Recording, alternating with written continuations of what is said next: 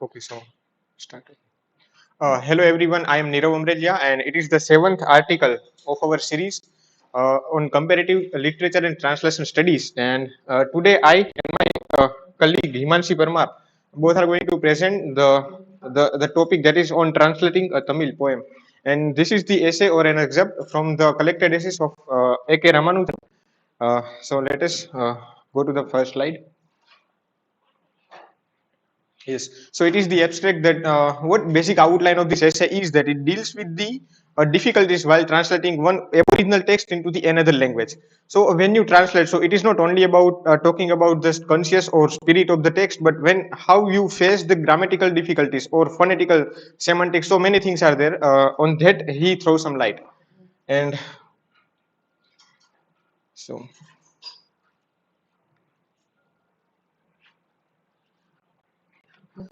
in the first part, he discusses this: how does one translate a poem from another time, another culture, another language. So while translating a text, we have to consider the culture, time, and place. So these three things are there.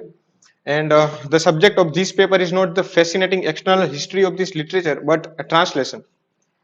And this the chief difficulty of translation is its impossibility. So now here A.K. Ramanujan quotes Robert Frost that Frost once even identified poetry as that which is lost in translation. So what poetry is that according to Frost is that it is lost in translation. So how it is lost in translation? Because when you translate something, so facing many difficulties regarding on this grammatical, phonetical, and many things, you face it seems like you kill the spirit of the poem or whatever was presented by the poet in the original language, while you translate it in the foreign language, then the problem will occur. So it is there, and this is its impossibility. So no translation will give you the exact meaning of what the poet wants to tell in the original poem. It is the thing also there. So there will be some variation on grounds of so many grammatical things and another things also. So here is the example I have taken from the essay. So here is a poem from an early Tamil anthology, because we are talking about the Tamil poem and the English translation of it. Ainukurum, so it is the part of the 8 anthologies in Tamil Sangam literature. Modern Tamil script, it is the Tamil script, and let us see in English what happens. So let us look at the grammar briefly. If we separate and display the meaningful units of the above poem, we see the following. So now, by doing word for word translation, what do we get? And it is that Annai or Amma Vali. So it is the thing, and if we translate these things word for word in English language, is it everything? Okay. Then we find this that mother may you leave desire. But now when we have to do this meaningful translation, so what meaning it generates in English language, then we do this that what she said. But here the problem lies in Tamil language, the word annai or amma, they would pronounce in spoken Tamil that amma. It is written as annai, but it is pronounced as amma. So it means we can address to any woman by this amma. So it is not only by mother. We can address to the mother by calling this amma, that we have mother, mom, mummy in many languages. So in that way, and Annai is also used to address any woman in this Tamil context. So here the problem is, so what she said. So here the mother thing is not specified there. And this how shall we divide up and translate poem? First we have to divide while translating. And what are the units of translation? So here he focuses on the units of translation, on what milestones you have to translate any poem.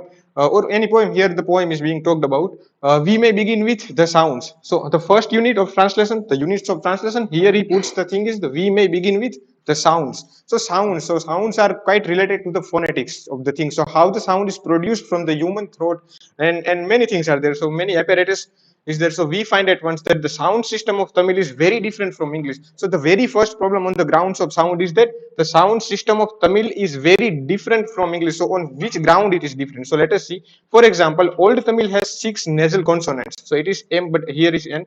For example, Old Tamil has 6 nasal consonants, a labial that is, and a dental. So dental we know that this labial we know, and alveolar and a retroflex and palatal and a velar. So here are the 6 varieties of Tamil consonants, and 3 of which are not distinctive in English. So 3 are only similar in English. So by and large we get this idea of in English language there are 3 types of consonants, of varieties of consonants, but in Tamil there are 6. So when Tamil is being like very a vast poem, and having this much varieties in it, that when you set to translate it into English, then you will fail face the difficulty on grounds of this. So how? So there are what three are common here is that this M and N. So here we see M and N. So it is pronounced in different way in Tamil and in English as well, and it is that Tamil has no initial consonant cluster, but English abounds in them. So here another difference is also there in pertinence with sound. That's the consonant cluster. So there are like school. We have this clubbed word, like not clubbed, but we can say these two sounds are coming at the same time, like school, whale, and many things are there. So scratch place. So it is the difference on the grounds of sound.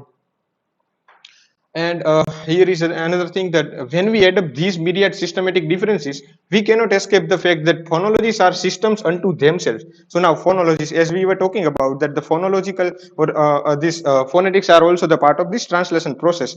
Grammatical, syntactic, lexical, and here see what phonology includes into it. Basically, this grammar. So sentence structure is there, grammar, what to use where, and syntactic, the how the structure of sentence is put. In Tamil it will be different, so it will also be discussed, and in English it will be different, like I am going, so it will become am I going in Tamil, so it is there. And but lexical, what kind of words that yesterday we were talking about our synonymy, putting the near meaning or near meaningful word, but well, when you do it, when the whole meaning will change. So it is the lexical, choosing the diction or language or words, and semantics, what meaning will be generated out of doing all these things. So the meaning is also important as equally the grammar structure of this. And yes, we can map one system onto another but never reproduce it. So it is the effect that we can map one system onto another system. Here system is the phonology, here system of the grammar, onto another but never reproduce it. We cannot reproduce the original system or the structure that is provided in the one language which is being translated. Here he gives the example of this. If we try and even partially succeed in mimicking the sounds, we may lose everything else. So just by mimicking the sound, what sound is being produced, we will just transliterate. It is just transliteration in French. Then the meaning will lose.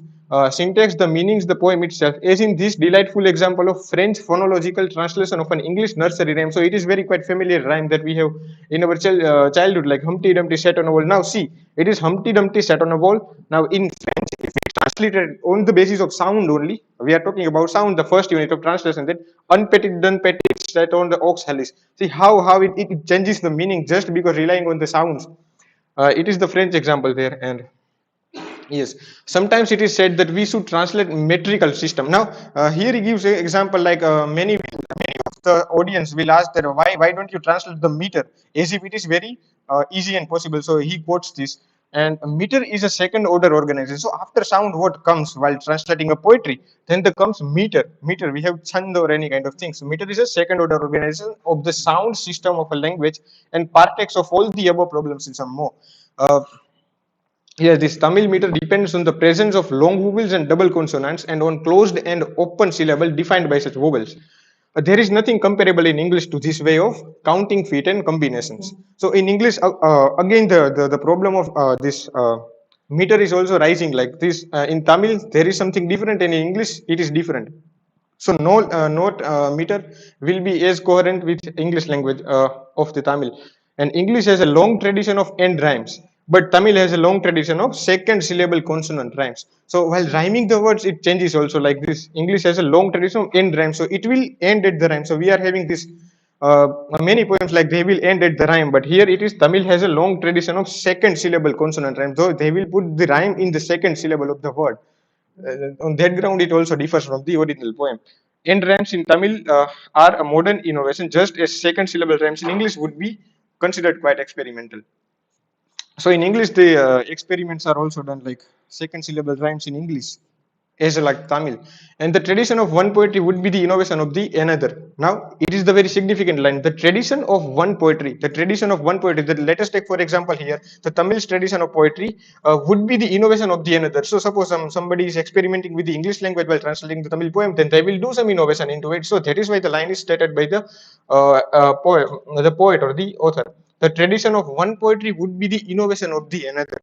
Then innovation will happen on the basis of one system of the poetry and into the other. The Tamil has no copula verb or for equational sentences in the present tense as in English. Tom is a teacher. No degrees of comparison is adjectives as in English. Sweet, sweeter, sweetest. No articles like and so on. So many things on the grammatical basis are also there. The constraints of French require you to choose a gender for every noun, but English does not. Now, coming again to the French language, there we have this la or le. So, for girl, for the female, we will use the la. Like in John Keats' poetry, there is la belle, dame sans mercy. So, la belle. So here is talking about the girl. So, la. And le, we have this le algaro, el pensero. So, from the medieval English literature. So, it is there. For male and female, there are variations of addressing them, but in Tamil or English, there is not. We will just say this. Tom is a teacher. No, now we don't know the gender. Only as far as we know, okay, the Tom is the a boyish name, then we can get to know about this. Otherwise, the foreign listener will not be able to identify which gender he is being talking about. The lies and ambiguities of one language are not those of another. Here it also important. And here he quotes the further one critic is the Evans Pritchard, the anthropologist. He again is an anthropologist. Then used to say in reference because anthropology and it has some connection with this. And if you translate all the European arguments for atheism into Azande, so Azande is a kind of tribe, and they would come out as arguments for God in Azande. Such observations certainly disabuse us of the commonly held notion of literal translation.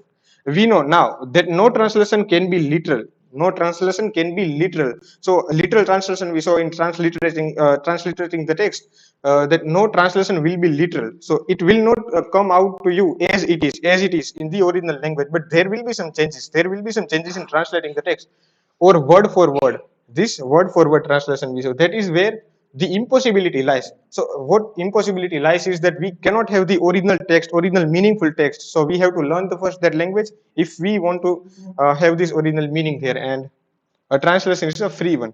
So when we attend to syntax it means the grammatical structure of sentence. So how the sentence should be written. This is a mango. A mango is something weird, but it is the perfect structure. Like this is the mango. So it is the syntax, the grammatical structure of sentence. We see that Tamil syntax is mostly left branching. Left branching. English syntax is by and large right word. Right word. We English we write like this right word, and in left we do this even a date like the 19th of June. So it is the example that how the syntax changes in Tamil and in English as well.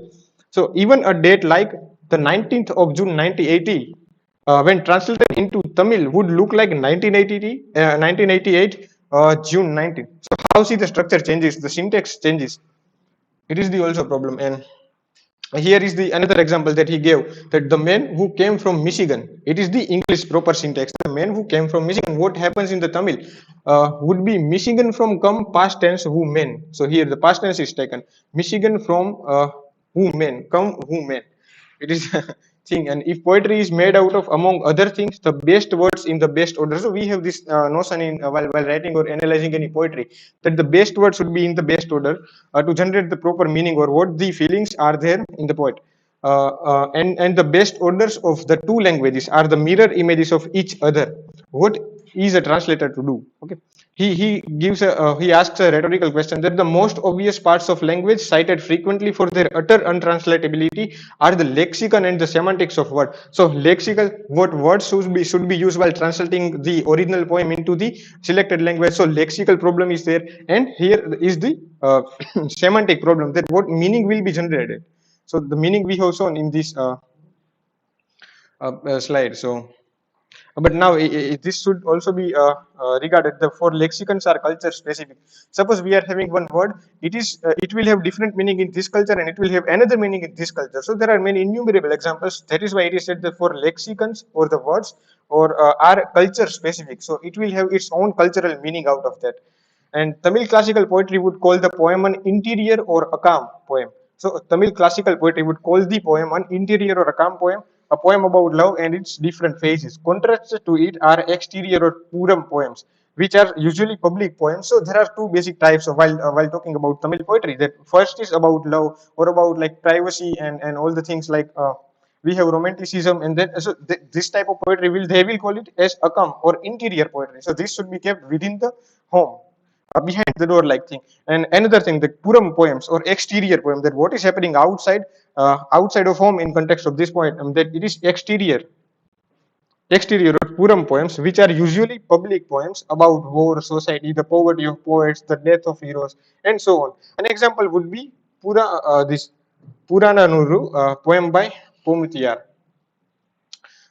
And this the classical Tamil poetic tradition uses an entire taxonomy. So entire taxonomy is being used by and classification of reality is part of its stock in trade. The five landscapes. See here, it also very good to see that the five landscapes of the Tamil area. So there are five landscapes basically upon which the poetry is being penned in the Tamil Sangam literature, characterized by hills. So first is hills, seashores, agricultural areas, wastelands, and pastoral fields, each with its forms of life, both natural and cultural. So where there will also be life, it is not about talking about only human lives, human things, but they will suddenly talk about the love between sparrow and the male sparrow and female sparrow. So many things are there. So on these five grounds, they will focus upon, and the life and culture they will derive out of it. They will pen a poetry in Tamil literature, and love and war become metaphors for one another and mess one another in poems like A Young Warrior. So what her mother said. Now see, we saw that the what she said, because in context of girlfriend we saw. But now what Annai or Amma word, in context of girlfriend we saw. But now if we want to translate in the English, then the poet does this. That what her mother said. Now the whole context will change just by changing the word from girlfriend or just her, just putting a word mother for the Amma. Then the whole context, all the meaning, all the semantic of the poetry will change. So if it is the example of the poem. Yes, so this Seared throw the ball away to the ground. So it is the example of the poem. Now, there's a language within a language. See, here it is very interesting to see. There's a language within a language. So there is a language. There is one meaning. Within that meaning, there is another meaning. So that is the language within a language becomes the second language of Tamil poetry. Now it is the second language. We cannot say only specific this meaning will be derived, but no, there is something else also. If you apply it with different approach, then there will be something else too. Like ordinary language, this art language. So they call it the poet, the A.K. Ramanujan calls it this art language. So Tamil is an art language because it has so many facets into it. Two makes possible in Wilhelm Humboldt's phrase, an infinite use of finite means. An infinite use of finite means. So we have been given specific meters, specific grammar structure, but it will have its infinite use. So we can mingle up many things and we can create something out of new. So that is why we have these things, that how, what is told is a bit lesser important than how it is told. So how is this infinite use? So how we told, how we tell this, and the things is there. When one translates, one is translating not only Tamil. One is not translating only Tamil. It's phonology. Phonology, okay, its phonology means its word and grammar and semantics. But this entire intertextual web, so entire intertextual web. So Tamil has phonology, grammar, many things, lexical words and semantics, many things are. Yet use its second language of landscapes, which holds together natural forms with cultural ones in a code, a grammar, a rhetoric, and a poetic. So it gives like a holistic idea of Tamil poetry. That in Tamil poetry you will find everything, the nature, culture, and all the grammar included into it. So it is the thing. And yes, for further information about the slide, I would like to call my colleague Himanshi. Please, thank you so much.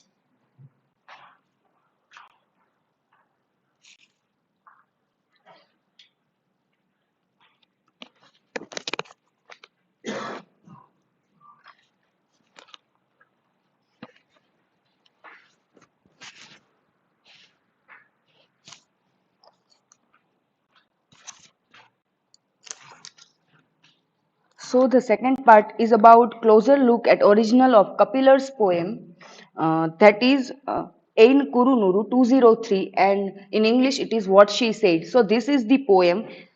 In this poem, if you find the first word, that is Annai, and that word in spoken Tamil, it is called as Amma. So literary meaning of that word is mother, is a familiar term to address for any woman. In this poem, it is taken as a girlfriend, and Ramanujan translated it as a friend to make clear that the poem is not addressed to a mother as some other poems are, but a girlfriend. Now, if we see, there are two translations are given. First translation is a piece by piece translation, and the another one is a translation that preserve the theme and content of the this poem. So, in if we see that if we translate this poem piece by piece, then the word order is his land, then leaf holes and animals having drunk and etc. But when But here Ramanujan is in the phrase order in English, try to preserve the order and syntax of theme, not a single word. So if he try to preserve theme, then the order is his lands water, and then it is leaf covered water holes and muddies by animal. This how it is going. But still the word inia that is here in the original poem at the middle of the poem, we find it is not coming there. Yet he says that the presence of 19 nestle in the Tamil poem foreground the N in the central word inia that is here quite untranslatably. Since it is such an important word for poem's theme, I put it at the head of the sentence in my translation, preferring the inversion to the weaker placing of sweeter than in the middle of the poem. So this word inia here, it is taken, it is put in the front row. So the inia means sweeter. So when the Ramanujan translated the poem, inia word he put at the beginning of the line to preserve the theme and main context of the poem. The pres Then the poem, this poem is a Kurinsi piece. Now, Kurinsi is the characteristic of love poetry in Tamil Sangam literature. Here you can click and read more about this and about the lovers' first union set in the landscape and the poem speaker. So the poem speaks of innocent young woman's discovery of sex in the hills with her man. And now we find that there is two poems given in the article. One is on the page number 225, that is a leaf in love and war. And then after that poem written, the poem another poem was written. What she said, that is on one page number 221. That is sequel of that poem. We find in that poem, in the poem a leaf in the love and war, it is discovered that how the woman the lovers union is discovered. And in the poem what she said is about a woman who just returned from her lover and now discovering her experience to her friend. So this how it is written.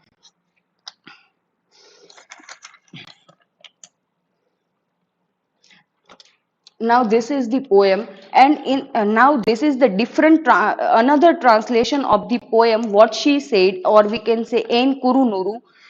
Here Ramanujan translated the poem with different mood and the purposes of poem. And if we see that the poem's mood here is in the previous translation, we find that mood of that poem was great wonder, and purpose was to speak of life's goodness. But here we find the mood is sadness, and the purpose is pursued the lover to marry in different mood and in different purposes. The Ramanujan translated 10 different translation of the same poem in Kurunuru. The poem is often addressed to a one person but meant for someone else within earshot, as in joint family. So now these 10 poems that he translated of Ain Kurunuru anthology are part of hundred of themes of Kurinsi literature, or we can say lovers union, by a single great poet, Capillars. And if we see that all poems of landscape share the same set of images and themes but use them to make truly individual design and meanings. Now further Ramanujan said that translator has to translate each poem in a way that suggests that interest, dialogues and networks. So further in the part 3 is divided into four parts, subtitles. If attempting a translation means attempting such an impossible intricate task, freedom to failure. what make it possible at all, that is the question here. And at least four things he gave answer, that at least the four thing or maybe even four articles of faith help the translator. And these are the four articles. First of them is the universal.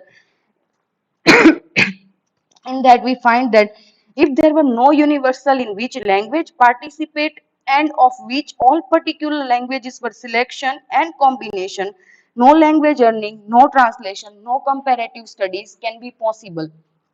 So if the universals are not there, uh, we would have to invent them. Universal of structure in both signifiers, for example sound, grammar, semantic, rhetoric and poetics, and the signifieds like what poem are about and what they mean with the across culture are necessary to fiction in, that is telling in the part.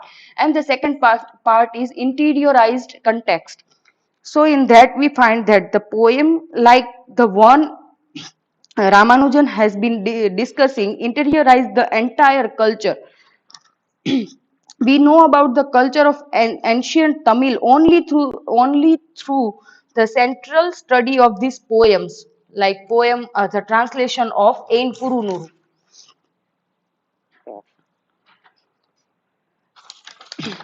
Now we find that the diagram and chart that has been used to explicate the classic Tamil poetry are based on earlier grammar of Tamil, Tolkappiyam, the oldest part of which are perhaps as old as 3rd century, and such grammars draw on the poems themselves and codify the dramatized personas and alphabets of theme, set of situation that define where, who, may, say what to whom, a list of favored figure of thought and figures of speech, and many things, and so on.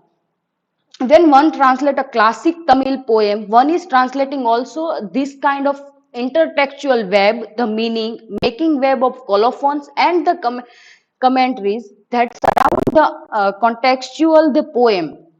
This what is the basic concept of second part. And now the third part is systematicity. So in this part we find that when one translate not a single poem but one when translate something, it is not translate just single poems but body of poetry that create a contain their original world. Even if one chooses not to translate all the poems, one chooses poems that culture together, that illuminate one another, so that illusion, contrast, and collective design are suggested. And here we find that intertextuality is not the problem but the solution. One learn one's lesson here not only from the Tamil arrangements but from Yeats, Black, and Baudrillard's, who all used arrangement as a poetic device. So here we find example of English writers. And then the fourth is structural mimicry, the work of translating single poem in that particularity is the chef work of translation. When one attempts a structural mimicry to translate relations, not items, not single word but phrases, sequence, sentences, not mimicral units but rhythms, not morphology but syntactic patterns. And now at the conclusion, Ramanujan said that to translate is to metaphor to carry across, and translation are transpositions and enactment and interpretation. Some elements of original poet cannot be transformed at all, but for that the translator must choose another theme and another kind of context that match with it. And texture are harder to translate than structures. Linear order more difficult than syntax, line more difficult than large pattern. And at last, he said that the translation must not represent, but represent the original. So here, in the both the represent, there is difference of meaning, and it is quite different. And at last, he said that translator is an artist of oath. Thank you.